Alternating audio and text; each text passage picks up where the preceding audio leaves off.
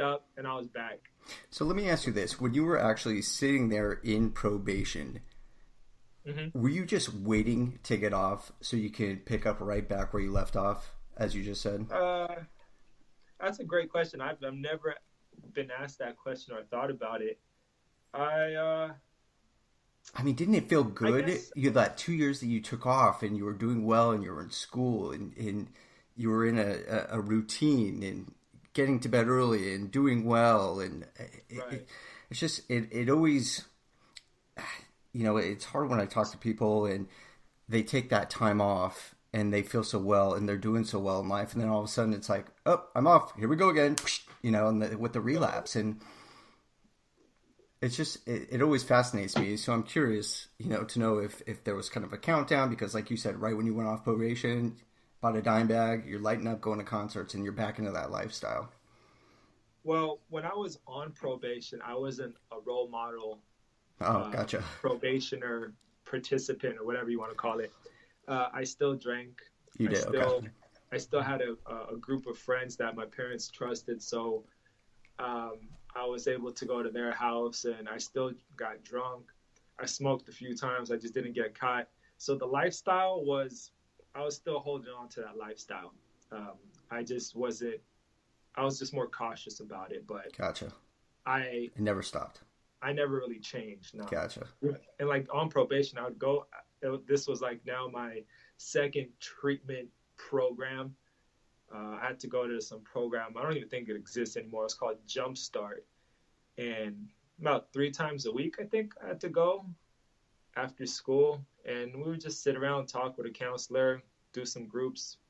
That wasn't very effective, but I wasn't willing to participate, so it's Did not that it was their problem. you never essentially clicked with anybody in those groups? An Nope, accountability partner, somebody that can help you out? nope. I No. just sat there. One of the days I walked in and we watched Gangs in New York, and I walked out. That was the treatment session. That was so. Not very effective. No, some of the other sessions were better, but Yeah. as a 17-year-old kid, I had an 18-year-old kid. Uh, I wasn't smitten by anybody. Gotcha. So then take me, you hit up the Kanye West concerts and Yeah. you're back at it. Take me through the last couple years of college. Oh man, last couple of years were so tough, man, because I was already like full blown. I was already. I knew I had a problem because by that point I already tried to stop on my own. I just tried to stop with weed initially, thinking that like if I could just slow down smoking, I would be more productive because I already noticed that pot took over. Mm-hmm. At least, I mean, I was already doing other drugs, but pot was like every breath of air. I needed to smoke something, so I try to slow down by smoking less frequently, smoking less per session, not smoking while I at least drive to school. Mm-hmm. I failed every day. So I Wow. knew I was already having a problem. And my entrepreneurial ambitions came right back as soon as I started smoking again too. So, college campuses, all college campuses have a drug problem. Yeah. All of them. Yeah. As soon as you see a frat row, a sorority row, you know that there's a problem Yeah. brewing. Yeah. And I just got deeper with other drugs like Adderall, Vicodin. My friend would bring me like ounces of mushrooms to kind of spread around town, and then I eventually found OxyContin because I only found it because there was a demand for it, and I just knew the right people to get it from. And the last 2 years, I was already transitioning into becoming like my own best customer. Mm. So it was just a lot of pain medicine all day long. Kind of like to run you through like maybe a typical day toward the end, it would be wake up and immediately smoke some kind of OxyContin or snort it because I was already waking up in full withdrawal. And then go to 7-Eleven. Go ahead. Real quick, sorry to cut you off, but I know Yeah. Oxy's going around right now. For those who are listening or parents who might be listening, how does Oxy make you feel? Like, what does it do to you? Sure. So it numbs you, first of all. So any kind of mental chaos that's going on no longer exists. Any kind of physical dissatisfaction no longer exists. You're just muted, but you're not like Xanax muted where you pass out. You're just it's a euphoric high. So you're euphoric, but you can function Uh, to to a an certain extent. extent. Yeah. To a Okay. certain extent, yeah. Maybe not in the beginning because you might just like pass out because you nod out, but afterwards you just feel good, and it's really appealing. Even Yeah. like talking about it now, I'm like, man, that'd be great. Last night when like I was having some anxiety, that'd be great to just numb out. Yeah. But the consequences are just too great. And it's so addicting. Oh, instantaneously. Like unless you have like one really bad adverse reaction where you're just took too much and you're puking and now your brain is like scared of it, Mm-hmm. highly addictive. Okay. Well, thanks for that. So continue to take me through your day. Yeah, so a typical day in the last 2 years, yeah, it would just be every opportunity I got throughout the day, I would be smoking oxy. Wow. Every opportunity I got, I would be smoking weed. And if I didn't have any of those two, I would find benzos to like just pass out or just drink 40s. It was just constantly inebriated, constantly.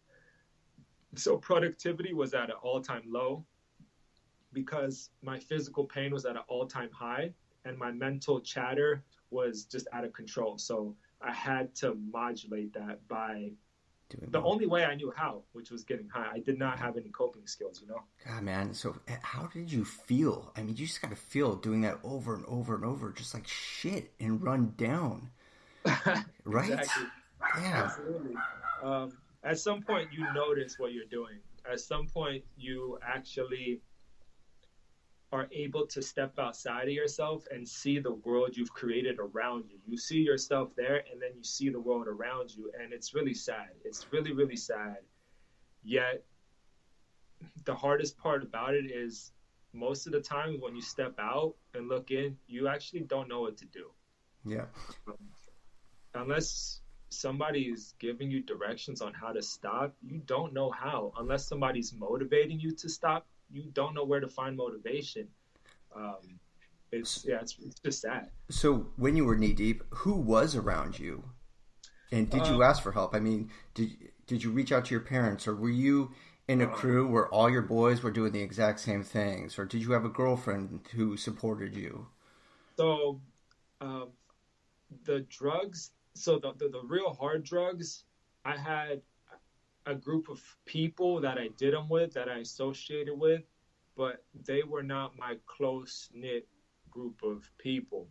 My closest best friends that are still my best friends today, some of them had no clue what was going on. I really tried to separate the worlds. My folks, I visibly looked sick, so everybody knew something was wrong, but I never confided in them, nor did I ask them for any help. I would just get caught so many times, you know. I'm actually sitting right now, I'm visiting my parents. So I'm sitting in a room right now that I used to sleep in. And in this room, my mom once found me like passed out with a little pipe I made to smoke heroin with in my hand. So she found me that way. So they knew things were wrong. I just never asked for any help. So didn't they want to help you though? When your mom walks in and she sees you with a pipe, she didn't immediately say, "What's wrong? We're going to get help," No. whether it's AA or treatment center or whatever. I think my parents are in the majority here where they don't know what to do. Gotcha. Okay. They've never been exposed to this. I am the first person that they know personally that has struggled with this. So their emotions went straight to anger because of fear. You know, like what's my son doing? So I don't know how to show support. I'm just angry, and I don't knock them for it because they just didn't know any different. But when I actually did ask for help the very last time, I stopped my dad in the hallway right next to me right here, and I actually stopped and I begged them for help. Then they were all about it. So you know, take me to that moment, because obviously you've been through so much. Did you finally have that rock bottom moment where it's like, I cannot fucking do this anymore? I need Yeah, help. I'm done. absolutely. There were a string of rock bottom moments. The the very last one was, I think it was like end of July of 2010, where so real quickly to share a little story. So my grandmother is a huge part of my life. She primarily raised me. I shared a room with her from the time I was, I don't know, 8 years old until I was like 22. A small room. It was me and her. That's cute.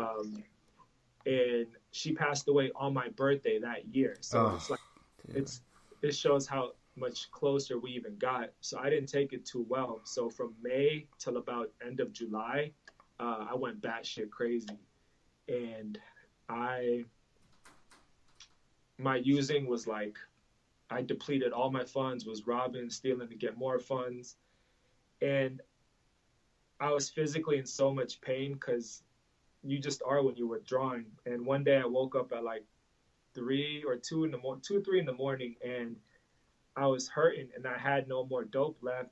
So I put on the first thing I saw, which was like a nice pea coat and a fedora.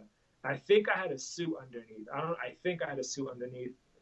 I I robbed somebody, Oh my god. and I broke into their house, and I ended up like in a not so great area, not the worst, but a not so great area, just chilling on the corner waiting for my dope dealer at like 4 in the morning. Prostitutes walking by, just chatting. And the next morning I woke up and I'm like, okay, this is it. Like I can't do this again, because this was gonna happen again Yeah. unless you stop like 100%. The story I just told will reoccur. It's just the Yeah. nature of addiction. Yeah. I wasn't willing for this to happen again, so that's when And, I just I asked for help. I and I'm couldn't do sure it. never in your life did you ever think that you would put on a peacoat at 4 in the morning and go rob somebody. Yeah. Well, thank you for sharing that story. So Not a problem. finally, you hit the No, by the bottom. way, nobody got physically hurt in that story. That's good. I did take somebody's peace of mind for a moment, but nobody got hurt. Yeah. Well, it just shows you, how desperate you can get in certain scenarios when you're using. Right. So then you talked to your dad, and your dad was right on board. He said, "Yep, absolutely, let's do this." So Yep. where did you guys go to get help? What did that process look like? So I was not very involved in that process because I also had no clue where to go. I simply, I Is somebody don't there? know if you can hear the Yeah, I heard parents in the that. background, but that's my dad. That's my dad coming home right now. So I'm visiting my parents, as I said. Tell him I said hi. and within the next like 3 4 days, my sister, who's 9 years older than me, so she's also like part mother, she took it upon herself. I guess she looked up research treatment centers, and I didn't do anything. I just knew that in about 4 or 5 days I was going to treatment. Hmm. So I thank them. They took it from there, because for Yeah, those 4 or 5 days I still got loaded like crazy, because I wasn't willing to detox anymore. yeah, yeah. So So yeah, real quick, because just a little sidebar. I know that you had mentioned when we were talking offline that you know several treatment centers here in Southern California. Is there anybody that you want to give a quick plug with to anybody in sure, Southern California that might need help and want to reach out? absolutely. Well, the treatment the center I got clean at finally, it was called Ocean Hills Recovery. They're in Dana Point, San Juan Capistrano, which is Orange County. Um, I believe in them. It's a legit facility. Um, I still once in a while like keep in contact with them, and then they're a residential treatment facility. Uh, there are other ones that are some of my friends run that I also believe in, but outpatient wise, 449 is another treatment center that I'm close to, and I believe in them as well as people that are trying to help. and then a few of my